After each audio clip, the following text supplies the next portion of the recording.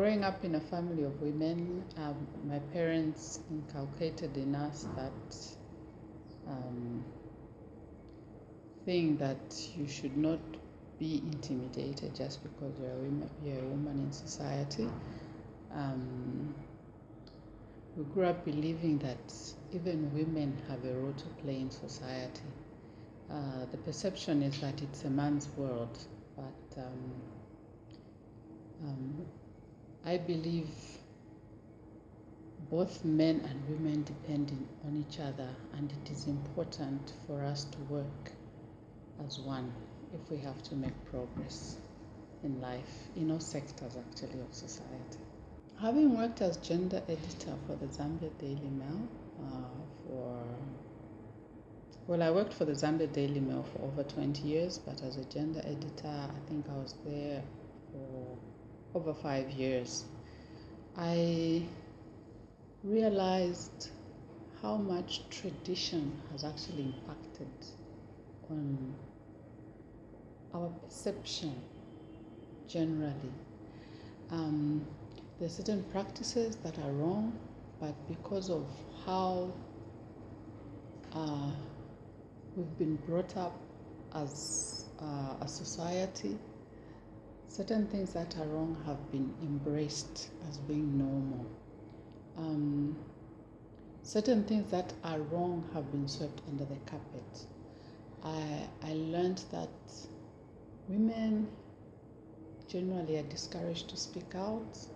And then another issue that I learned interacting with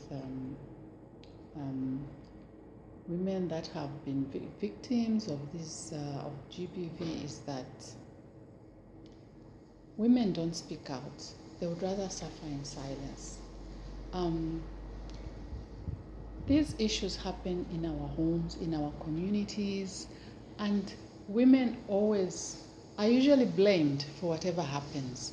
If I as a woman came forward and said, I've been a victim of sexual gender-based violence, instead of whoever I'm complaining to, whoever I'm reporting to, being empathetic and advising me on the way forward, the first question they'll ask is, what did you do? Look, a husband beats me. Instead of someone advising me what I can do, which legal route I can take, they'll ask me, what did you do to him? What did you say to him for him to raise a finger? So, such reactions from those who are supposed to be part of the support group makes the victims to withdraw and suffer in silence. And another thing I've observed is when the perpetrator is a breadwinner in a home, the victim will continue to suffer. It's like they are paying for whatever the bread and butter that he's putting on the table. So he'll abuse you, he'll do whatever he has to do to you, and the family will not even side with you. They'll just say, no, let's just sort it out, hush, hush. Our role as the media is to sensitize, to educate, We should take deliberate steps to know what constitutes GBV to begin with. When we know, we will be able to put it on paper. We will be able, if it either print or media, we will be able to communicate to the masses, for them to learn, for them to know that if a man looks at me in a certain way, it is not right, it is not normal. If a man sends me sexual suggestive text messages, for instance, don't accept it. That is GBV. You see, what the understanding of most people, I think, is that GBV is just physical. Someone has to touch you, someone has to beat you. No, there are emotions involved. When someone makes you emotionally uncomfortable, that is GBV.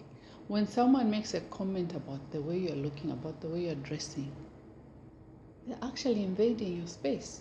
And that is actually a violation of someone's space. So as the media, we need to always sensitize people on what constitutes these things. Let's not embrace the wrong things to seem normal. This fight is it's multi-sectoral. It just should not be left to the media alone, because everybody is affected one way or the other. You know, it's a cross-cutting issue. It's economical, it's social, it's political. So everybody should actually come on board and fight this vice. And you know, if we hold hands together, we can actually win this fight.